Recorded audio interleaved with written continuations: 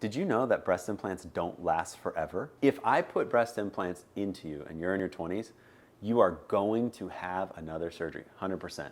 Why? Because implants are made to last 10 to 20 years inside of your body. Scar tissue may form around them, that's called capsular contracture, although that rate is relatively low, 10 to 15% at 10 to 20 years, that may change. You're gonna have kids, your body's gonna change. Your breasts are gonna grow and then shrink. You're gonna wind up with breasts that are saggy and you're gonna wanna lift them. And so you're gonna probably change the implant at that time. Your body's also going to change in other ways as you age, and the implant can drop, change position, move around a bit, and that may necessitate taking out the implant, addressing where the implant is because it's in an inappropriate position or because it's changed and just doesn't look as good. You're going to age and you're going to get to a point where you're in your 50s where you're going to be deciding, what do I want going forward in my life?